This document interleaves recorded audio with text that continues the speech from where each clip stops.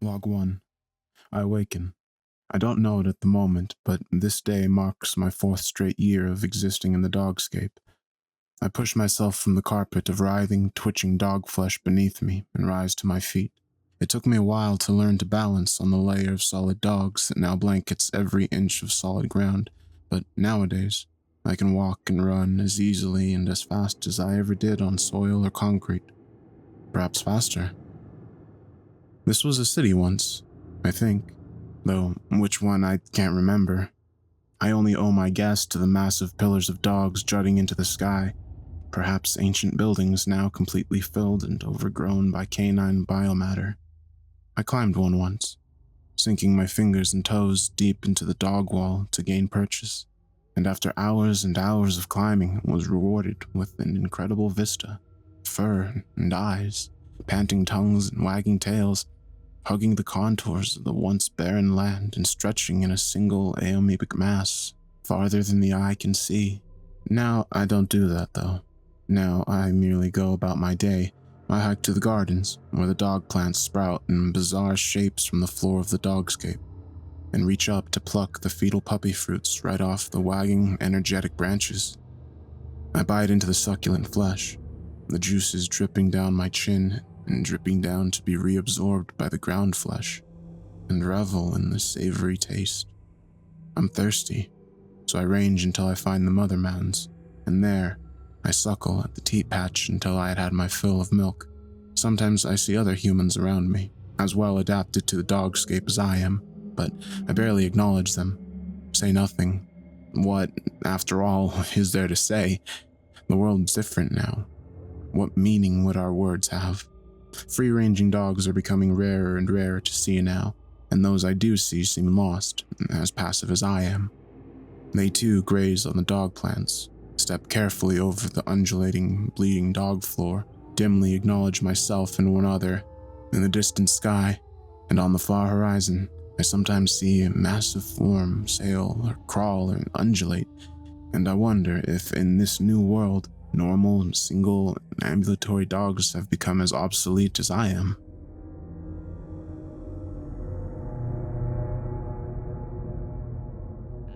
Log 2. I dug down once, down beneath the dogs, beneath the hair and the ears and the barking. It was hard, and took a lot of planning. I had to destroy one of the dog trees with my hands, rip out the twisted, yard-long communal spines that served them as branches, and lash them together with tendons and skin, but soon I had tools. Pitchforks, spears, and shovels. I picked a spot where the dog floor seemed shallower and set to work. The blood started spurting when my spear first broke the surface. Didn't stop for hours and hours and hours. I was drenched in gore and viscera, covered in flecks of bone and meat and brain, but I learned to ignore the sickening, squelching sounds, ward off the smell, and just keep going deeper and deeper, spearing and levering out dogs of stranger and stranger size and builds, dogs with 2 heads, dogs with human hands, dogs with writhing tentacles where their back legs should be. Eventually I came to the end of the dogs, or perhaps the beginning of whatever lies beyond. An expanse of multicolored patchwork fur that extended as far as I could dig in any direction.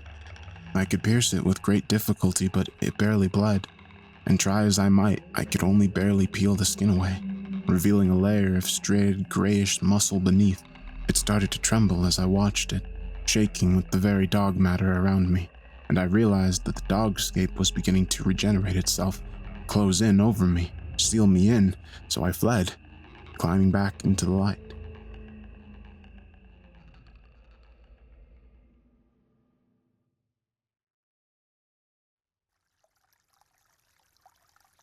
Log 3. The stream trickled warmly past the black, leathery edges of the puppy mouth stream. The saliva waters churned as they flowed from the bed of the stream lined with the ever-lapping tongues of eager greeting puppies. The feel of a rock on the shore is to find sharp milk teeth of weaned dogs, cast to the tufts of mange weeds, growing into spits and banks. The head of the stream is split by a single mound of golden fur, like an upholstered boulder set with a large golden eye that swerves to see passing visitors. The waters will bubble and froth should the eye see you, the tongues lapping nervous, loving greetings with gurgled yips.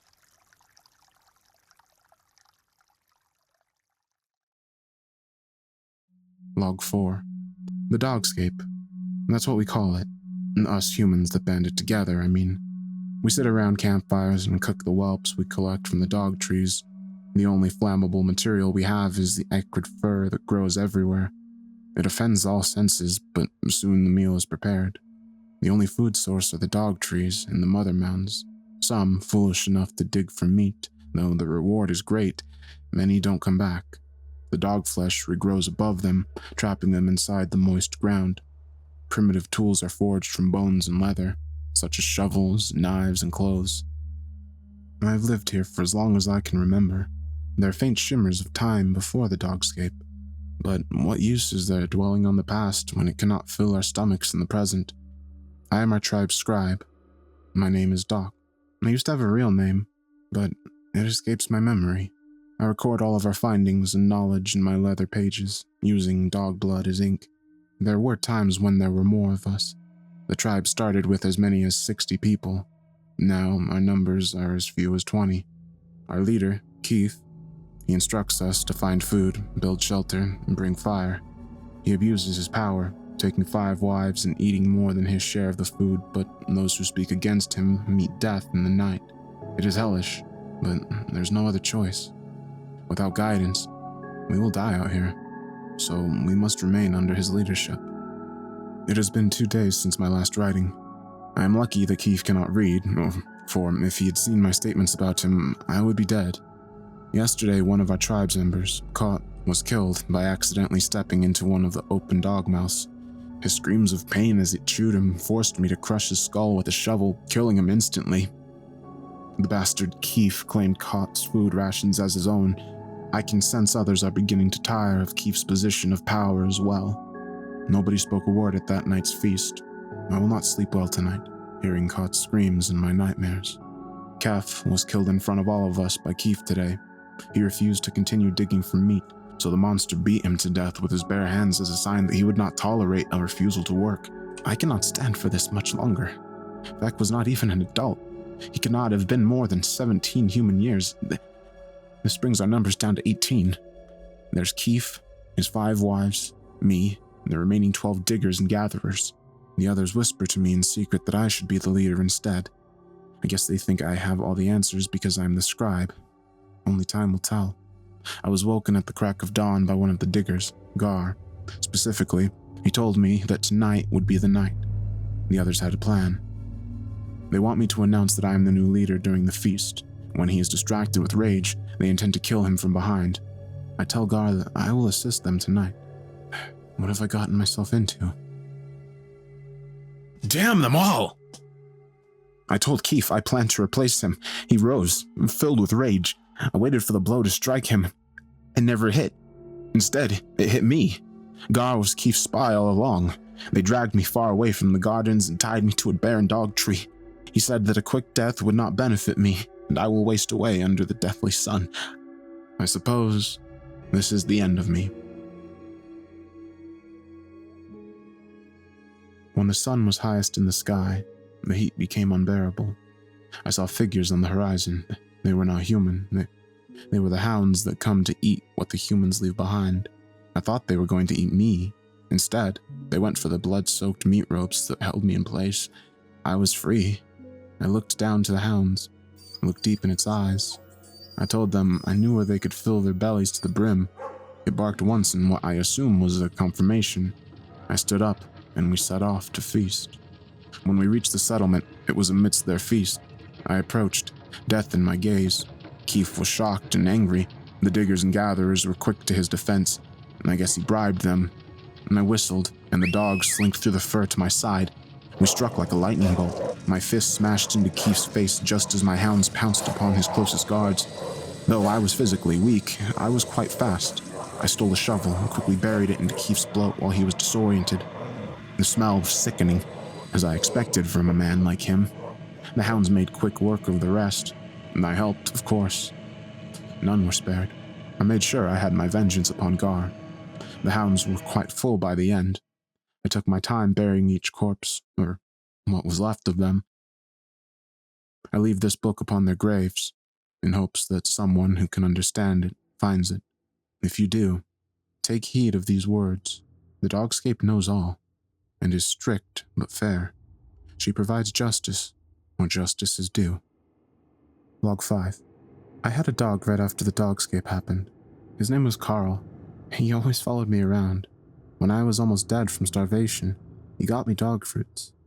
When I was dying of thirst, he held milk in his mouth and got it to me. One day, he got his foot stuck in a mouth, and I couldn't get him out, so I watched it swallow him. A few years later, I went back. Carl was right there, but he was stretched out, and when I went to pet him, except it wasn't him, he bit me and wouldn't let go. I wonder if people can be a part of the Dogscape too. I miss Carl. All is one in the new truth. The Dog Mother is vast beyond imagining, and requires many to be kept comfortable and clean. We chosen do not go unrewarded, however. In her vast wisdom, the matriarch gives us all we need, and we sup from her vast teat, a hearty meal unlike any others. It invigorates and nourishes us Canistodians, and gives us more than we could ever have wished. The time soon approaches, though, to find new workers. The metamorphosis is upon many of us, and soon we will join the glory of the Dog Mound. We are so different from the others. As they shuffle about down among the foldal groves, many of us have a thick coat already, and old Lawrence has already begun to walk on all fours. Soon we will shed our mortal selves, and be part of the Dog Mother. Our mother.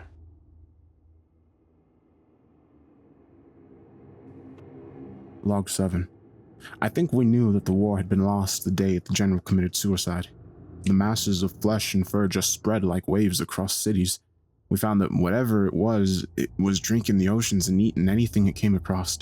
Airstrikes, tanks, bombs, it only slowed it down.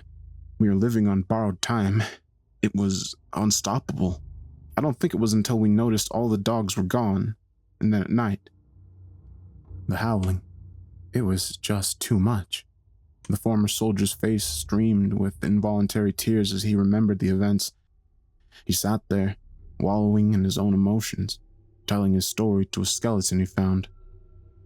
My unit, completely wiped out. I saw those tentacles and those mouths. They tore them to shreds. I ran away, even when they called for help. It's all your fault. The dog tree shifted slightly. The many eyes growing around directed their gaze toward the psychopathic man. You ruined everything. You killed my friends, my family, god damn it, everyone. He ran and stabbed one of the eyes with a bone fragment.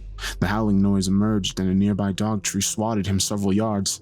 He broke a few ribs when he hit the ground. He coughed a bit of blood, but got back up and charged again. This time, he ran towards one of the open mouths around and kicked several teeth of its out. It bit his foot in response, costing him a toe or two. He was so full of adrenaline, he was incapable of registering any kind of pain. He beat and tore and bit at the flesh with his bare hands until he was knee-deep in blood and gore.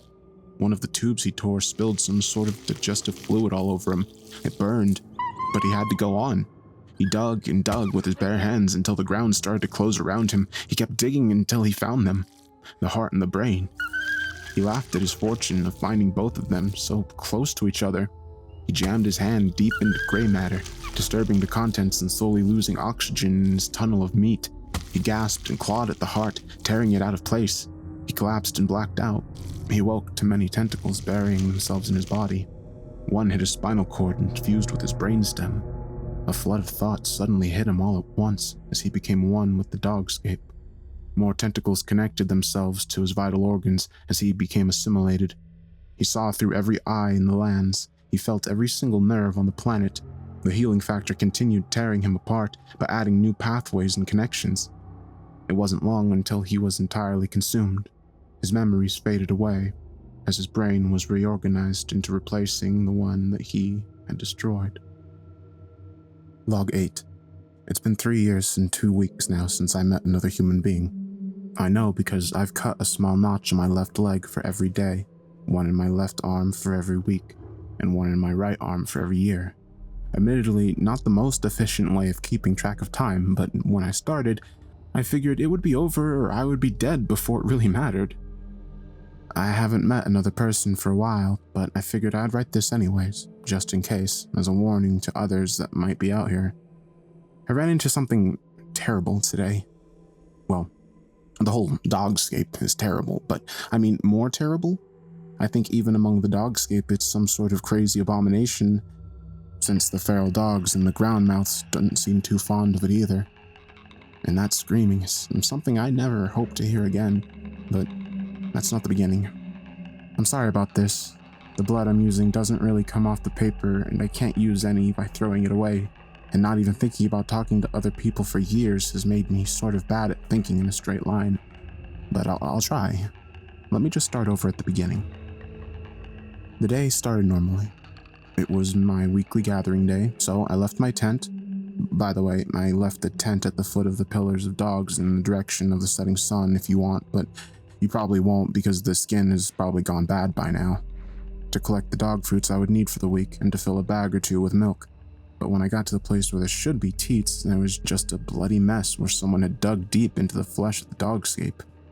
I didn't really think much of it at first, just that I would need to go looking for a new source of milk. And then I saw it. I thought it was another person at first. If I had stopped to really look at it first, I wouldn't have had any problems, and I wouldn't be writing this now, I guess. I started shouting to get its attention, and I did get its attention, because it turned to me. Then I realized that I had made a huge mistake.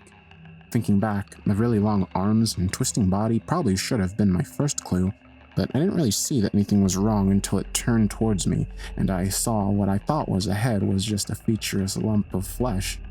Its arms unfolded outwards, and the human face on its chest opened its mouth and started screaming. I figured it was bad news then, and made a mad dash for the nearest pillar of dogs, but it kept running after me, and it was much faster. Somehow, I managed to make it, and I started scrambling to climb out of its reach. I didn't get very far before there was a sharp pain in my leg, and looked down and saw that it had bitten me with one of its many canine mouths along the arm things. I screamed as it pulled me down, and that didn't do much. I probably would have died right there if it weren't for what happened next. Out of nowhere, a mouth I didn't even see when I started climbing the dog pillar bit down on it, and then one in the ground, and they started chewing at it, but they didn't really seem to hurt it, but it let go all the same. I ran away as fast as I could, but I could hear that screaming long after I was out of sight. I didn't sleep that night. Just before nightfall tonight, I felt like I had to make sure that Dogscape had killed it and went to the pillar, but I saw no trace of it. But the notebook I tore this page from was there, and I took that. So, now here I am. I'm not going to stay around here any longer after I finish this, but finding this notebook made me think that maybe there are other people, and if so, maybe I should warn them about things like this. So, if you're reading this, good luck. Also, I'm moving in the direction of the rising sun, so if you can read this, then you're probably another person. So, if you go in that direction, maybe we can meet up and be a little better off than we were. Ticks are the only thing that seem to like this place. They're everywhere. During the evenings, I can see massive clouds of the bastards flitting across the matted surface, making the flesh of the Dogscape quiver as they drink their fill. Sometimes, candid legs of various size and deformity burst through the surface to scratch at them. It doesn't work. All the Dogscape gains are vast scratches of scar marks, which the fleas feed upon. Sometimes I rest on the side of a large outgrowth, and only realize it's a monstrous tick. They latch onto one of the deep arteries of the dog flesh and endlessly leech on the new world's lifeblood. I saw a man once. It was hot that day, and I was making my way for a dog pillar and saw him in the distance. He wasn't moving, and as I approached I saw why. He was covered in ticks. Not a single spot on him was clear. What little clothes on him remained were stretched over the fuckers. There was no wind, so all you heard was the faint scuttling of their tiny legs scratching against their ludicrously swelled bodies. He must have heard me, because he opened his mouth and tried to say something. His voice was raspy, but he did manage to say one word. Itch. Log 10. Today's the 5th day of the 12th month of the 654th year. Ours is the final generation. After us, the Dogscape will be all that is left, and all remaining men will either absorb into the mother dog or perish from this swiftly dying world. I have only a vague memory of my mother. Whether she was killed, stolen, or absorbed, I can't really say. Really, no one is quite sure what happened to the women. Slowly but surely, they've disappeared, often vanishing in the night without any warning and leaving no trace. Women are the only thing of any value in this world anymore, and the primary purpose of the tribe is to protect the group's claim to a woman, who is used for the benefit of all the members. Our tribe's woman was taken several months ago. The first month, we mourned her. She may have been a captive in many ways, but many of us could not help but become attached to her. The second, some of the men began engaging in homosexual activities with one another out of desperation. I'm sure I was not the only one who realized there was little meaning to their continued companionship, and that soon the tribe would disband. This is the 3rd month since she was taken, and it's all falling apart. First, the elder was killed over a dispute. It was really just a confirmation that the unity of the tribe no longer existed, no longer had any reason to exist without the tribe's woman, and so we began to drift apart. I know what will come next. When the tribes dissipate, the members, alone and confused, come to depend on the mother dog for sex in much the same way they do for food, warmth, and shelter. Mother dog's sex organs dot the landscape like diseased watering molehills in the dog flesh. The men find a sex organ to claim for their own and spend their days thrusting into it. Often they find entrances near dog trees, fucking when they're desirous and eating the fetuses when they're hungry. They have no reason ever to move from their mound. In this way, men forget the world around them and become obsessed with mother dog. Now, not only a mother, but a lover too. It is their everything. It is common to see skeletons, either bare or being picked apart by dogs, their pelvises still pressed into the dog mound, surrounded by the still reaching stench of their own filth. Today is the 27th day of the 12th month of the 654th year.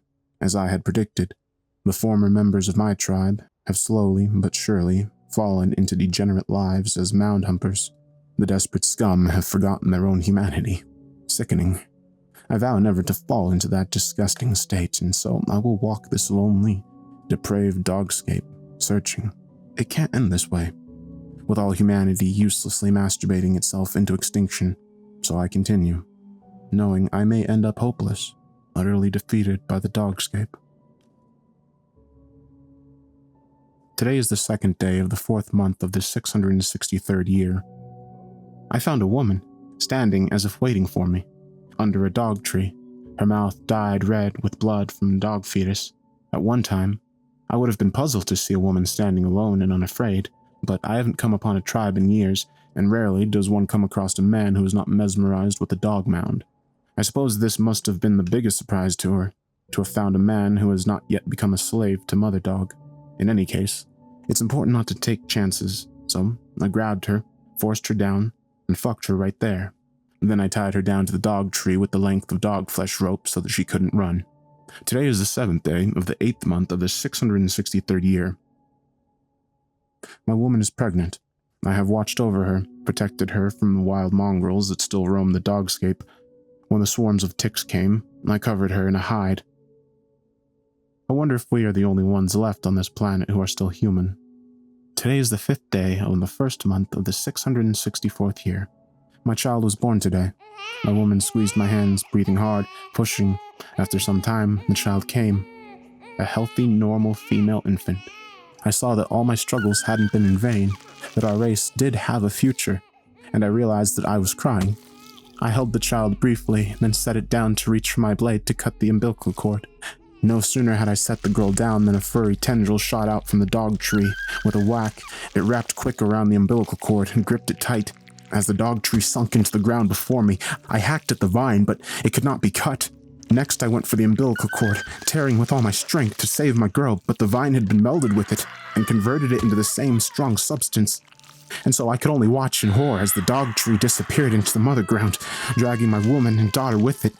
I ripped the dog flesh open enough to watch as the mutated dogs of the upper layers tear at my child's face.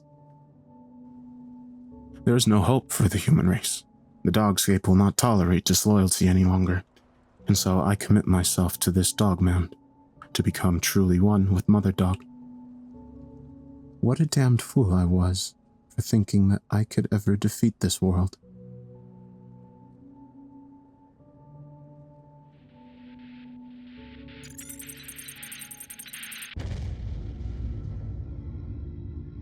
Log 11. Galactic Calendar, Year 100, Day 1. We have arrived at the closest star system from our previous home. Our world was ravaged by war, and we continued through the space as nomads. We have searched for a hospitable world, and find this one to be our liking. We had received signals from this planet that date back at least 700 of its rotations around their sun. If they are anything like us, then generations surely have changed here.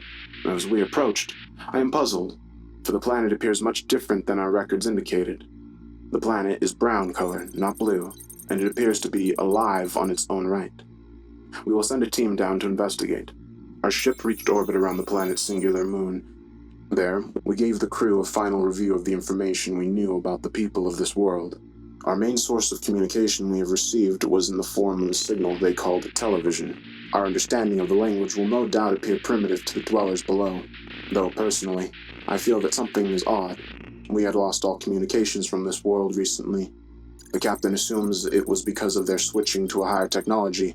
They always talked about their newest technology, which looked more and more like a race that could enter that of other spacefaring peoples. I am to go down with the rest of the team by the next day on the planet. Though, I watch the now brown world and feel that something is wrong. Terribly wrong. Log 12. I don't know how many days it's been since I saw the last human. It's hard for the remaining survivors of the Dogscape. Women have all gone, and only a handful of men remain. But, as I said, it's been days since I saw the last one. I wandered the furry fields looking for a treat patch when I stumbled across something both very horrifying yet wonderful at the same time. I looked down at what appeared to be a patch of both male and female reproductive dog organs. I stared fascinated as they endlessly paired with each other. I knew I should have looked away, but I just couldn't. After a while of watching them breed endlessly, they seemed to stop. It appeared that they finally sensed me. I almost felt bad for interrupting, so I started walking away, but I felt something grab hold of my leg. I looked down to see a mutated dog paw holding tight on my pant leg. I tried to pull my leg from the grasp, but it held on. Then, to my horror, it started pulling me into the middle of the organ patch. I frantically began to fight to get loose, for I knew what it wanted. More dog paws sprouted up and began pulling me. I knew I didn't stand a chance. I knew that I would be joined with Dog Mother in the end, so I silently accepted my fate. At least I would die happy. Log 13. While archaic tribal worship of the Dog Mother, in all its visible and fleshy glory, is the most common form of religion in the barbaric Dogscape, there does exist another mythology, one practiced only in distant, isolated pockets, and by a few of the older survivors. The exact details change from tribe to tribe, year to year, but the basics never change. It is the legend of the beginning of the Dogscape, the genesis of the world we know. It tells of a time when humans were plentiful, and walked upon a ground that wasn't alive. There is a god, or a demon perhaps. A dog that lived amongst humans was even accepted and provided for by a human family, but it was no ordinary dog. This beast lived for over 50 years, while canines of that time rarely lasted more than a decade. It was greatly powerful, more in control of its owner family than they were of it. They say it went out at night and hunted human prey, bringing back large collections of bones as trophies to its home. But the humans tried to ignore it, convinced themselves that it wasn't a problem. Soon, though, as the origin dog reached a century of age, it became increasingly powerful and unlike others. More strange disappearances and even attacks during the day. Vehicles were found with deep bite marks through metal, and homes were burrowed into from below. The government of the time, many times more powerful than any chieftain of today, captured the Hellhound. They performed experiments and tried to understand where it channeled its energy from. Progress was good. It looked as though even the secret to immortality could be gained from this dog. But accidents occurred. The betrayer, as they call her, who worked at the government facility, felt sympathy for the god dog. She released him, and concurrently, all-consuming hell that is the Dogscape. The enraged beast no longer held any sympathy for humanity, as it thrashed recklessly through the lab. Mutated samples adhered to its flesh, growing like a cancer.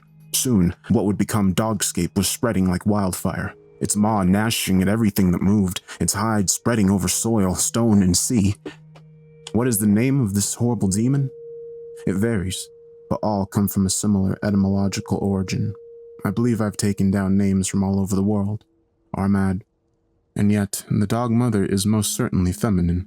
Well, it is said that the betrayer was in fact the first human assimilated into the Dogscape. Log 14. It's cold here. Jets of moist breath dot the landscape amid undulating hills. There are no proper trees, only short piles of huddling dog limbs. Teats are few and far between, and when I find one, I must work to coax the milk into a skin bladder. I move across the hills, my feet numb through the shoes I've fashioned. I move in the direction that seems easiest, a subtle and mangy slope that I only just noticed was guiding my path in a general downhill fashion. Where there's fur, it is thick and rancid with matted oil. I don't know why the dog mother does what it does, but all of her fruits have their uses. I hack at a fur clump, separating it from the flesh below. There's only a little blood from the grazed skin tag. I fold and shape and weave fur onto the insulating, hairy covering of my body. The dog flesh rumbles beneath me in a more than disconcerting way. It has been doing that for the past several weeks. More so the further I have traveled. It is getting colder. I can only hear the wind now, tearing across the mother. The howls, warbling and mournful, have stopped. The sharp barks and yips no longer form a background cacophony. I huddle into my coverings and shoulder ahead. I have no path to follow but forward. The ground feels harder here. The gentle give of the dogland has ceased, giving way to a dull sound-absorbing thud of matted fur. I slipped yesterday on what seemed like a lake of solid piss. It was not absorbing into the mother. My own shivering sense to syncopate with the occasional rumbles of the mother. Her flesh no longer seems like a living being, but I know that deep within her the blood flows. It is so cold here. I continue forward today. The ground slopes more, and I struggle to sleep in a forgiving cold fold. There is no purpose but to move forward now. Only one foot in front of the other. It has been dark for as long as I can remember. How long will this night last? The air is dry. The land is mostly featureless and hard as I walk. The wind blows clumps of brittle hair across my face and they hurt. A soft pop, a subtle blue flash, and they fly past me. My hands are deep within my coverings. They are numb, and if I expose them to ward off the shocks, then the cold will take them from me. I've already lost 3 toes, and I can no longer feel that foot. I no longer bother to light fires in the deep crooks where I sleep, but the last I saw of that foot, it was black and swollen. It felt like it was burning. I have heard soft, subtle tapping noises, but I find only dog claws moving against the ground. The rumbles have continued, and within them now come subtle rending sounds, like a mouth chewing on bone. When the sound intensifies, I move faster. I don't know what causes them, but I don't think it is the mother. I have not found any teats in a long time. I am thirsty. My skin bladder is almost empty, and I would kill my own parents for a fresh puppy fetus. I passed a small pile of humans, almost buried in billowing dried fur. They were dead and desiccated. It looked like they were strong when they lived. I kept moving. There's only the road ahead of me. I don't know what it leads to. The ground shifted beneath my feet, and I pissed in fear. Not a mouth, but a great hard chasm of flesh and bone had torn open beneath me. A stinking humid burst of air bellowed out, then hung in a cold cloud around me. On my ass, I peered into the gloomy hole that had nearly swallowed me, but it was now still.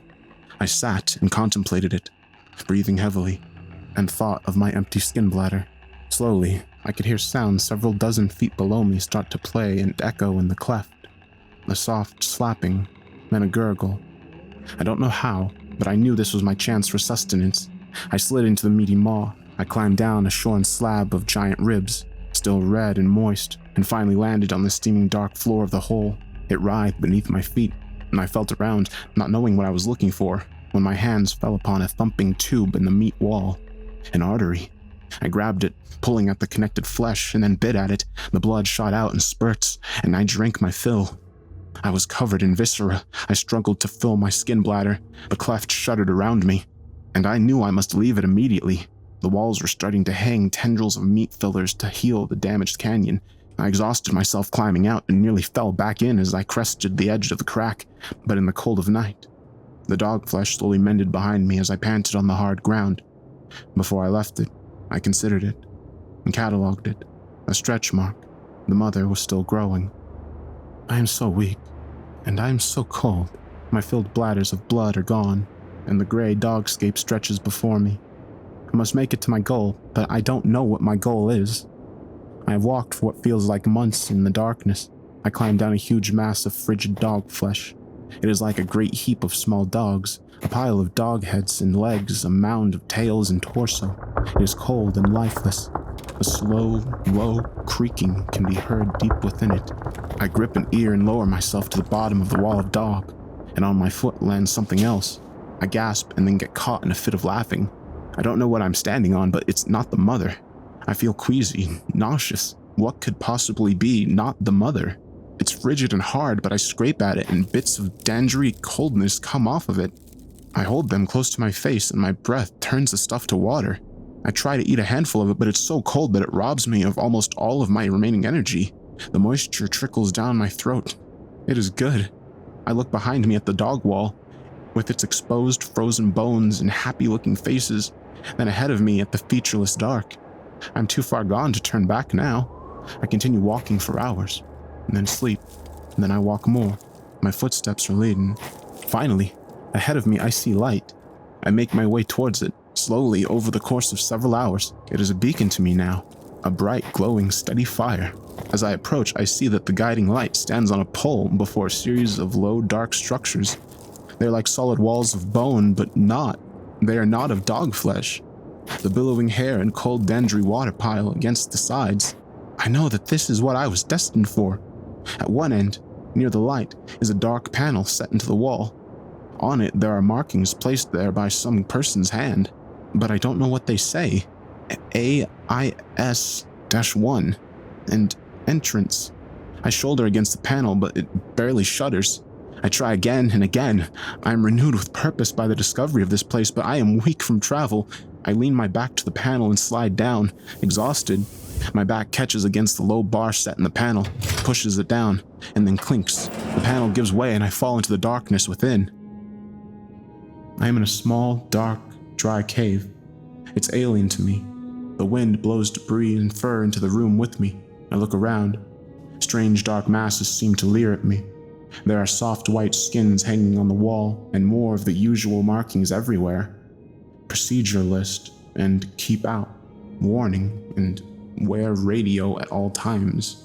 A bright red cylinder with yellow strips is inside a small box. I reach for it, but my hands scramble against the clear covering across the entrance to the box. I look at my hands now, they are purple. I cannot feel them anymore. Another panel is on the opposite wall, like the one I had opened. I move towards it feebly. I'm so cold. I pull on the handle set into the panel, but it does not move. A small red light flashes above it. I pull harder, but it does not move. I pull again, jumping but lose my balance and lurch to the ground. I smack my head with a dull thud. The cold is blowing in fiercely from the opening behind me. I scramble against the hard panel, but it will not move. More markings adorn it. Close outer door first. I do not understand them. I sit against the panel. My vision is blurry and a trickle of my own blood seeps across my eye. I go to sleep there, leaning against the dark doorway. I sleep and do not wake up.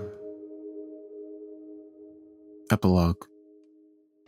My name is Charles Mountell, of Arctic Ice Station 1. The abomination is not here. It is too cold. Tigger and I are the last survivors. We are 14 nautical miles south of the North Pole, directly north of Vancouver. Triangulate our position based on this radio signal. This message will repeat in 5 minutes. The radio broadcast the message again, as it had thousands, if not hundreds of thousands of times. A cold, dead, desiccated body sat huddled before the radio systems in a chair. At its feet lay the curled, dead body of a mutt.